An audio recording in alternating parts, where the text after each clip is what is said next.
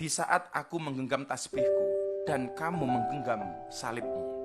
Di saat aku beribadah ke Istiqlal, namun engkau ke katedral. Di saat bioku tertulis Allah Subhanahu wa Ta'ala dan biomu tertulis Yesus Kristus. Di saat aku mengucap Assalamualaikum dan kamu mengucap Salam.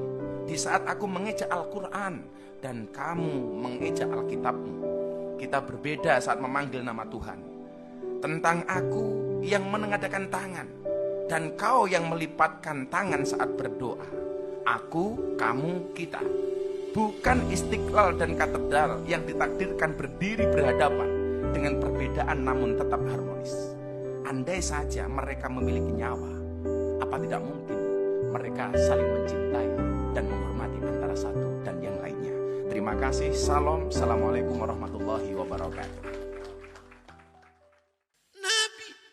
Nabi tidak mau masuk ke tempat kalau ada berhala. Nabi tak mau masuk rumah kalau ada berhala di situ. Nabi tak mau masuk. Apakah berubah iman Nabi kalau masuk ke dalam? Saya tanya sekali lagi. Nabi tak mau masuk ke dalam rumah, ke dalam tempat, kepala gedung apapun kalau ada berhala. Apakah iman Nabi akan berubah kalau masuk ke dalam?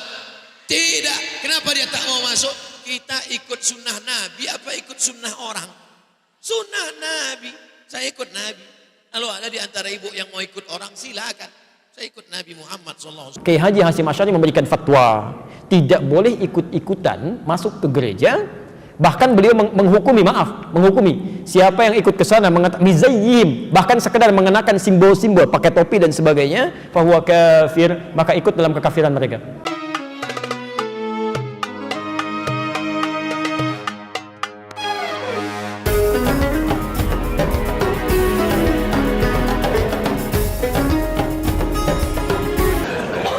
Haram hukumnya masuk ke rumah ibadah orang lain. Haram. Saya tak nonton film ini sampai habis. Baru menengok trailernya. Tapi di dalam itu yang bisa saya komentari, pertama masuk ke rumah ibadah.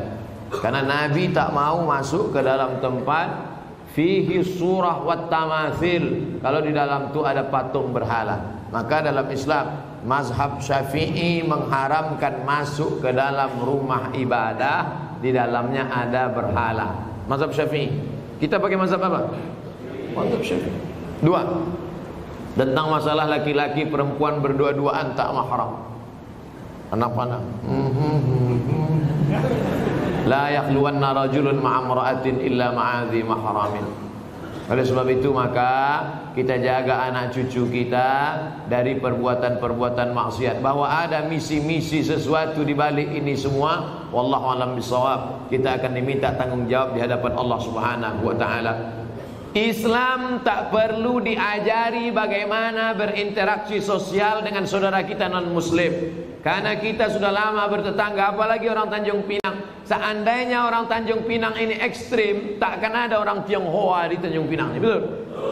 Kita semuanya bisa menerima, siapapun yang datang semua bertetangga, berkawan, bersahabat. Tapi kalau sudah dalam masalah ibadah, ritual, tak ada tawar menawar. Wala ana abidum ma'abatum wala antum abiduna ma'abud lakum dinukum. Ini sekarang banyak yang tak bisa membedakan kebablasan, tak bisa membedakan mana toleransi, mana tolerasin. Harus bisa dibedakan. Jangan karena toleransi mengorbankan keyakinan akidah anak-anak kita. Nauzubillah. Dan orang-orang yang pernah di pesantren pun ketika menonton itu, ini bukan anak pesantren. Anak pesantren tak begitu. Yang mengatakan gereja, pura, candi, kuburan, bahkan diskotik tak akan mengubah akidah kita selama iman kita kuat. Ini kata siapa? Kata manusia. Saya ikut kata Nabi Muhammad sallallahu alaihi wasallam. Yang diikut ini manusia biasa apa Nabi? Nabi tidak mau masuk ke tempat kalau ada berhala. Nabi tak mau masuk rumah kalau ada berhala di situ. Nabi tak mau masuk. Apakah berubah iman Nabi kalau masuk ke dalam? Saya tanya sekali lagi. Nabi tak mau masuk ke dalam rumah, ke dalam tempat, kepala gedung apapun kalau ada berhala. Apakah iman Nabi akan berubah kalau masuk ke dalam? Tidak. Kenapa dia tak mau masuk? kita ikut sunnah Nabi apa ikut sunnah orang? Sunnah Nabi. Saya ikut Nabi. Kalau ada di antara ibu yang mau ikut orang, silakan. Saya ikut Nabi Muhammad SAW. Marah Ustaz? Enggak, memang gitu setelannya. Ya, kita toleransi aja, nggak apa-apa. Kamu ibadah di sini, saya di sini. Kamu kamar sini, saya kamar sini. Tapi ketika berdoa di sini mengingkari, ya, yang itu nggak benar, ini yang benar. Ini mengatakan itu nggak benar, ini yang benar. Nggak akan maslahat kehidupannya. Ya. Makanya kata Buya Hamka dulu, kata Buya Hamka, sesungguhnya orang-orang, maaf, yang terjebak dengan kemunafikan tingkat tinggi, yaitu orang yang hadir pada ya, ibadah agama umat lain. Itu hipokrit paling tinggi kata beliau. Karena dia datang pada satu acara, hatinya mengingkari. Kok bisa hati orang mengingkari datang pada satu tempat yang ada? Ya. Anda diundang ke satu tempat, tapi Anda nggak suka dengan acaranya, segalanya Anda ingkari itu, tapi Anda hadir di situ, kan aneh itu. Ya. Itu paling aneh. Ya. Makanya pendiri Nahdlatul Ulama, Kiai Haji Muhammad Hashim Asy'ari, itu pernah menulis kitab. Beliau punya 19 kitab. 19 kitab. Dari 19 kitab ini, kitab keduanya namanya judulnya Risalah Ahlus Sunnah wal Jamaah. Halaman ke-14, paragraf yang pertama, baris 1 sampai dengan 4. Posisi paling kanan sebelah atas. Di kitab ini, itu disebutkan Pak Ibu sekalian. Kalau Anda lihat di halaman ke-9 ya, itu judulnya tentang Faslun Awwalu Dhuhuril Bid'ah fi Ardi Jawa. Pasal yang menerangkan tentang awal munculnya bid'ah di tanah Jawa. Bid'ah yang dimaksudkan bukan bid'ah fikih, bukan, tapi akidah. Jadi aliran sesat. Ya, aliran sesat.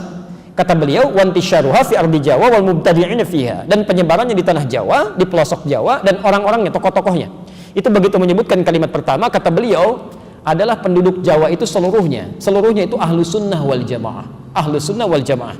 Tapi tibalah kemudian di tahun 1330 Hijrah, alfun wa thalathimi'atin wa thalathina hijriyatan, tiba-tiba entah dari mana masuk paham-paham ke Jawa, merubah keadaan-keadaan ahlu sunnah itu, bahkan ada penyimpangan-penyimpangan. Ya. Halaman 10-nya paragraf kedua baris 1 sampai 3, posisi paling kanan sebelah bawah. Di antara aliran menyimpang itu, ini bukan kalimat saya, tapi saya bacakan kembali dari kalimat kitabnya. Wa minhum rafidhiyuna. Di antara aliran menyimpang itu yang bid'ah itu ada aliran Rafidah. Rafidah itu nama lain dari Syiah. Ya, disebut Rafidah dari kata rafadha, artinya menolak. Karena Syiah itu menolak kekhalifahan Abu Bakar, Umar, Uthman. Ya, mereka katakan Ali yang berhak. Itu disebut oleh Syekh Hasim yang mendirikan Nahdlatul Ulama tanggal 31 Januari 1926. Itu aliran menyimpang. Dulu nggak ada Syiah. Tiba-tiba muncul kata beliau. Ya sebuna Sayyidina Abu Bakr wa Umar radhiyallahu taala anhuma. Ya, mereka seringkali mencela ya kekhalifahan Abu Bakar dan Umar, semoga Allah meridai kepada keduanya. Wa yubalighuna Ali bin Abi Thalib wa ahli baitihi. Ya, dan terlalu mengkultuskan Ali dan ahli baitnya. Kita harus menghormati, ya, menghormati, menyayangi ahli bait dan sebagainya, tapi tidak kemudian menjelek-jelekan sahabat yang lain. Ya. Tapi yang menarik di halaman 14, Masya Allah, Anda bisa pastikan, kata beliau, bahkan ditemukan ada orang-orang ya, yang ikut-ikutan ilal kanais, maaf ya, ke gereja. Kanais itu jamak dari kanisah, ke gereja. Jadi tahun 1330 itu sudah ada yang ikut-ikutan. Ya. Kan Portugis pertama kali yang membawa, Portugal yang pertama kali membawa agama Kristen Katolik ke kita, ya, ke Nusantara tahun 1511 lewat Selat Malaka. Ya. Dia masuk ke wilayah timur membawa 3 misi, gold, glory, and gospel. Ya. Gold, dia mencari rempah-rempah, ya. Emas, dulu disebut dengan emas hijau. Jadi ada teh, ada kopi, ya. Nanti dikemas kemudian oleh Belanda di kemudian hari. Dia coba tanam kopi di wilayah yang sekarang disebut dengan Pondok Kopi, tapi dia gagal. Ya. Lalu dia pindah ke daerah ke Pariangan, ya, Periangan, ke daerah Bandung ke sana, dekat sedikit ke Malabar, berhasil di situ sampai ekspor pertamanya itu nomor 2 setelah Yaman. Ya, Yaman punya Arabica saat itu. Kemudian ekspor keduanya sama dengan Yaman, ekspor ketiganya melebihi Yaman. Sampai dia bikin pemancar di situ, disambungkan kemudian ke Paris, ditembuskan ke Belanda. Maka dikenal dengan Paris Van Java, Bandung pada saat itu. Nyambung, ya. Makanya kalau Anda ke Belanda atau ke Eropa mengatakan I want a cup of Java, I want a cup of Java, itu minta kopi. Blender kopi sampai sekarang ada, ya. Sebagian ini diambil dari Pagar Alam yang Palembang di sana, ya. Makanya Anda akan temukan, dan biasanya itu kopinya Robusta, daerah-daerah sana diambil dari sana, ya. Itu saya baca. Ini di kakak kami waktu ke Leiden itu teliti tentang kopi, kita diskusi, bawa, ya, sampaikan. Nah, itu poin-poin yang hadir ke kita. Saya sambungkan dulu. Kenapa nyampe ke kopi? Jadi Portugal bawa itu gold, glory, dia mencari ekspansi penjajahan, gospel, dia bawa kepercayaan dia, Injil. Ya. Dia datang kemudian dia sebarkan. Apa yang pertama dilakukan itu bangun tempat ibadah. Dalam bahasa Latin, bahasa Portugis disebut dengan igreja namanya. Igreja. Lisan orang kita kan kadang suka menyingkat ya, merubah berdasarkan perjalanan waktu. Igreja menjadi gereja. Di gereja itu bukan bahasa Indonesia. Dari bahasa Latin asalnya igreja. Bagaimana cara ibadahnya? Pertama mereka datang ke situ itu 2 hari setelah orang Islam ibadah. Di orang Islam umumnya hari Jumat mereka ke masjid. 2 hari setelah itu mereka berangkat ke gereja. Ya. Nah, cara menyembah orang-orang Katolik nih sampai sekarang itu nggak langsung menyembah Tuhannya lewat perantara. Jadi kalau mau ditebus dosanya datang kepada Bapa, gitu kan, minta pengakuan dosa dan sebagainya. Disebut dengan Santo. Pada saat itu yang disembah Santo Domingo. Jadi ketika berangkat ditanya mau kemana mereka, nyembah Santo Domingo ke gereja. Santo Domingo. Lisan orang kita senang menyingkat. Santo Domingo menjadi Minggu sampai hari ini. Tidak pakai o. Itu disingkat jadi Minggu. Minggu itu nggak ada Pak, nggak ada. Itu bukan bahasa Indonesia asli, bukan. Ya, dulu Ahad, semua mengatakan Ahad. Ya, Santo Domingo disingkat jadi Minggu. Orang kita kan senang menyingkat, bahkan kadang jauh ya. Saya kalau sejak di Timur Tengah olahraga, misal kita main bola, itu kalau ada Abdurrahman, orang Arab panggil Abdurrahman, ta'alina wazzi'. Abdurrahman sini oper bagi. Orang kita enggak. Man oper. Ali li dia di. Domingo, minggu. Hadirlah sampai hari ini. Di masa tahun 1330 Hijrah berkembang itu, Kiai Haji Hasyim Asy'ari memberikan fatwa, tidak boleh ikut-ikutan masuk ke gereja. Bahkan beliau menghukumi siapa yang ikut ke sana mizayyim, bahkan sekedar mengenakan simbol-simbol, pakai topi dan sebagainya, fahuwa kafir, maka ikut dalam kekafiran mereka. Man tasyabaha biqaumin fahuwa minhum. Itu keluar fatwa. Ya. Hati-hati Bapak Ibu sekalian, hati-hati ya, ini tidak mudah. Nah, yang jadi persoalan sekarang, kok bisa sekarang semakin berkembang? Ya. Saya nggak bisa memahami itu. Mohon maaf, saya tidak bisa memahami sampai hari ini. Kok bisa adzan berkumandang di tempat ibadah orang lain? Buka puasa di tempat ibadah orang lain, ngapain? Pantasan orang-orang singgah di masjid habis, ininya habis dibawa ke tempat ibadah agama lain. Kan sholawatan di tempat ibadah agama lain, kan kacau situasi seperti itu. Ya. Itu nggak tepat ya, itu tidak tepat. Turunlah kemudian ayat ya, Quran surah kedua ayat 208 itu, ya ayyuhalladzina amanu dukhulu fis-silmi kafah. Hei orang-orang yang telah menyatakan dirinya beriman, kalau sudah muslim ikuti ketentuan Islam secara menyeluruh, jangan setengah-setengah. Sholatnya sesuai Nabi tapi lisannya nggak sesuai Nabi, gitu kan? Pandangan matanya nggak sesuai Nabi, atau masih ikut-ikutan kepada yang lain. Termasuk maaf misalnya Nabi dulu, Nabi Muhammad itu yang tadi Quran surah 17 ayat 73 sampai 75 itu. Kan saya belum tuntas tadi nerangkan itu. Malam-malam datang proposal mengajukan beliau untuk ikut-ikut nyembah kan. Itu ketika turun Al-Kafirun pada pulang, tapi nggak putus asa Pak. Besoknya ngajak lagi. Ketika Nabi subuh-subuh ke Hajar Aswad, ya ke Ka'bah. Itu datang salah satunya mengatakan, Muhammad, gini, gak usah nyembah deh. Yang kayak tadi malam, hormati aja. Minimal kita saling penghormatan lah. Kamu pegang aja lah ini. Kan dulu di sekitaran Ka'bah masih ada tuh ya. Patung-patung itu, kamu pegang aja, nggak usah disembah, nggak usah, cuman pegang aja begini untuk menghormati kita. Itu hampir terjadi pergolakan dalam jiwa Nabi. Ya, Nabi sampai mengatakan, ini kan saya cuman megang aja, ya kan? Dalam jiwanya itu, cuman megang aja, tidak akan berpengaruh apa-apa. Dengan seperti itu justru nanti saya akan lebih lapang ibadahnya. Tiba-tiba ketika lintasan itu ada dalam pikiran, kemudian sebelum itu terjadi, nah ini sifat maksum. Maksum itu dijaga dari berbuat salah. Turunlah wahyu di Quran surah 17 ayat 73 sampai 75 itu. Wa in kadu la yaftinunnaka 'anil ladzi auhayna ilaika ghairah.